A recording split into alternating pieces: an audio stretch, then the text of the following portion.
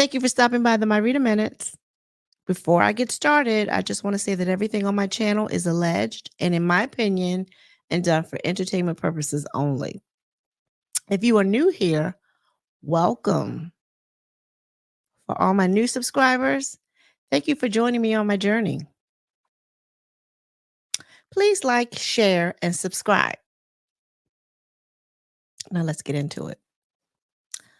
Really quickly, I'm looking to name the team here, the subscribers. I'm looking to name what we call ourselves. And I want it to be comparable to the channel name. So I was thinking I could call us the Timekeepers, because it's a My Reader Minute. In my mind, My Reader Minutes are supposed to be quick. You get your entertainment in quick fashion, 15 minutes or less, and you're gone type thing.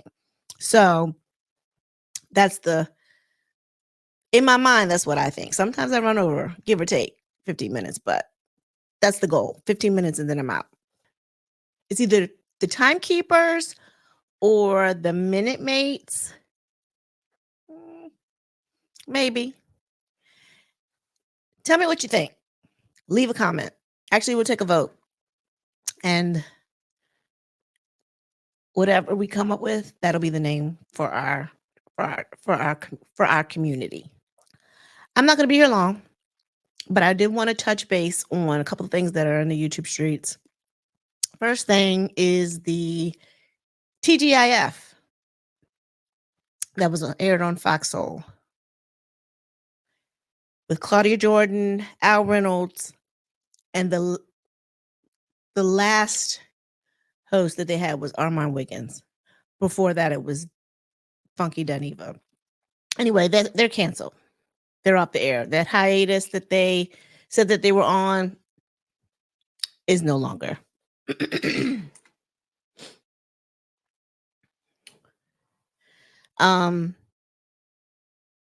For those of you who need a little backstory,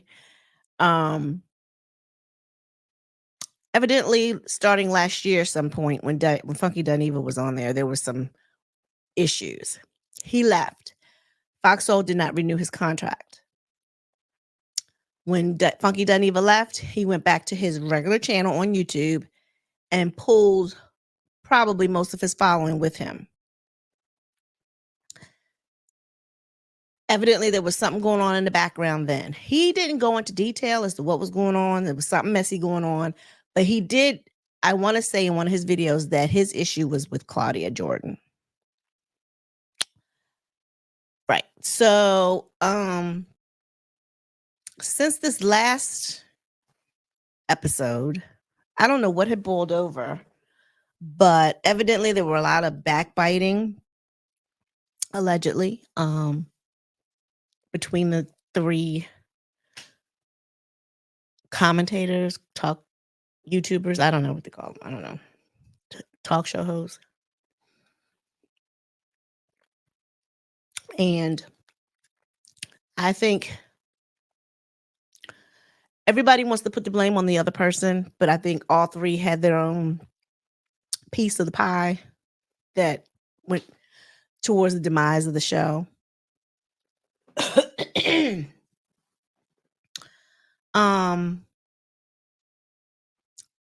Evidently around Al Reynolds' birthday. I think this was the final straw for the show. They put together a birthday roast for him. Armand Wiggins was the one that presented it. And you know how roasts go. Roasts aren't always nice. They're usually nice, nasty. But they're usually, you see some it's usually some comedic sound bites in there. I listened to the roast and I didn't find any of it really funny. It was basically reading someone for filth. That's what it sounded like. And it didn't go over well. Even though Al did show his professional face while they were airing. However, when he hung that phone up, there's sound bites of him contacting Funky Dineva on his live show saying, "I need to talk to you," and you did it. He was on fire, and Funky Dineva was trying to tell him, "Look, man, I'm on the air," and he was like, "I don't give a f." And then he actually, once he calmed down and realized that, okay, people hear me, 'cause he got off. But he was obviously upset about that whole thing because it was personal. It was not in light fun. Anyway, after that, they went on hiatus, so they were calling it.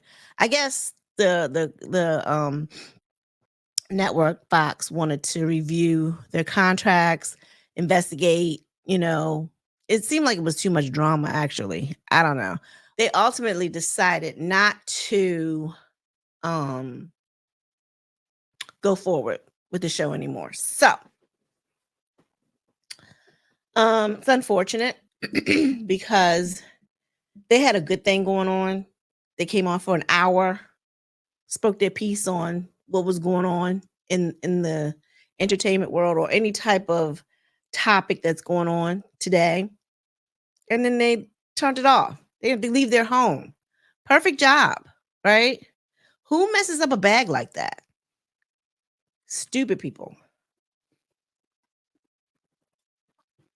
Anyway, and they were making a pretty coin too. I mean, for an hour a day, if was it every day? I think they were once a week, and then they excuse me, then they moved them up to an hour a day. I could do an hour a day. I could get on here and talk with two other people an hour a day. I come on here for free. Not for an hour, but I come on here for free. Nobody's paying me. You know? That's just crazy. Anyway, long story short, they're canceled.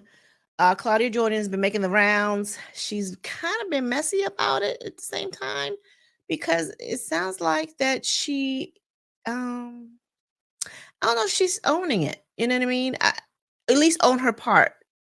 You know, I don't know if she's doing that. I haven't listened to her full Carlos interview. I saw some of it, was kind of long, so I didn't watch all of it. But anyway, long story short, at the end of the day, they are no longer. It's unfortunate. It's very unfortunate. Um, Another topic which isn't so great, of course. KeKe Jabarr, who was a reality public figure on the OWN channel for Love and Marriage Huntsville. And her backstory is that she struggled with addiction. However, she had been clean for however many years. She was still taking methadone, according to her last tapings or whatever we saw on, on the show. However, she passed away 2 days ago. Now, it's just come to be revealed that she passed away from carbon monoxide poisoning. Evidently, she was sitting in her car in the garage, and her husband, I guess, thought she was asleep in the car. Anyway, when he went to go get her or whatever, or go out there with her, she was unresponsive. So she yeah, that's unfortunate. She was young. She's 42 years old. I don't know, it was a lot of things, I guess, spinning out there thinking that she may have gotten back into, stuff again. That wasn't the case. Or she took her own life. They say that wasn't the case either. But it's unfortunate that she leaves kids behind. She's got kids. I think she's got 2 or 3 kids. I know she has a little girl because the little girl is best friends with one of her cousin Tisha, who's also on the reality show. So I know she has at least one little girl, and I know she has a son, but I'm not sure what that third child is, if there is a third child. Um, so my condolences to the family. Um,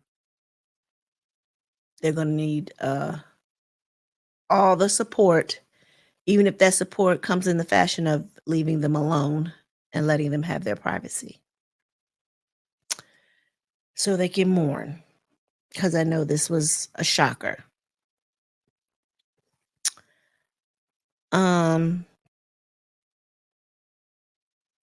Tisha had posted on, I guess, on her Instagram or something that she said, "You know how you fight with family, cousins, and you think one day you'll be cool again?" She said, "Well, that day is gone. It's not coming." I feel Tisha's pain. They look like sisters. I mean, the genes in that family are strong. um, they look like sisters. They said they were kind of brought up like sisters. Once KeKe was able to come around and hang out with Tisha, like, teenagers or whatever. And they had their spats. They fought like sisters. You stop speaking to family because, you never think that that's it. Nobody's promised tomorrow. Life is too short to be holding on to grudges. Granted, you can be mad. And I'm not saying you have to forget what you're mad about, but let's move on. And if I need to separate myself from you, then I'm going to do that for my own mental health, but I'm not going to stop speaking to you. You know what I mean? We can be cordial. Because you can't, if somebody does you wrong, you're not, the response is you don't want to deal with them. Just because they're family doesn't mean you have to deal. But at the same token, that's still family, and you can't pick your family. That's who you're pretty much stuck with. Sorry to say that, but it is what it is. Try to work through it, especially if your children are friends. And they, again, like I said, they didn't let their riff, they were mature enough to not let their riff get involved or in between their kids. So there's that. So they loved each other. They just didn't want to deal with each other. And, I respect both sides.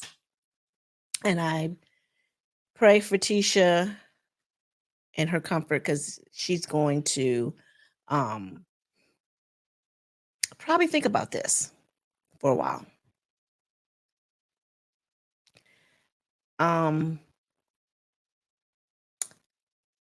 Yeah, that's this is a sad phase. That's pretty sad. And then one more thing I wanted to discuss was Diddy. Now, Diddy's been dropped from a major law firm. Something about Lady Gaga the same lawyers represent her. And her thing was she was threatening to leave if they didn't cut ties with Diddy. So, I guess Lady Gaga got more money. Diddy's money is dwindling based on all these lawsuits, and I believe there's another one coming out or something. Yeah. Anyway, this big law firm just dropped him. So he's also selling, I want to say, allegedly, I don't know how true it is, but he's supposed to be selling his $70 million mansion out in California. And I recommend that he do that. That way he can divvy it up amongst his kids and they'll still have something. Put it in their names because everybody's coming for him. So at least they'll have some change. And I think he's got like 5 or 6 kids. He can divvy that up, 10 million apiece. They were good. They can be good. They'll be good. Invest and do whatever they need to do, come up with inventions. You know how Ray J has kind of like grown his empire. They need to find out who he's talking to so he can get scooty bikes and Ray-Bans or whatever. Not Ray-Bans, that's glasses. Whatever the beat, he had something for like earbuds, but I forgot what they were called. Ray-Buds? I don't know what they were called. Anyway, he's always got some gadget. And now I think he's trying to promote his own network, I think. Something like Revolt, but I don't know what his is called. Something like that. Anyway. So yeah, that's that, y'all. We're at the 15-minute mark, timekeepers, and I am watching the time. But that's all I have. Let me know what you think. Share your thoughts in the comments. Again, if you haven't subscribed, please do. Hit that like button or hit the down button. Let me know you've stopped by. Everyone be blessed. Peace.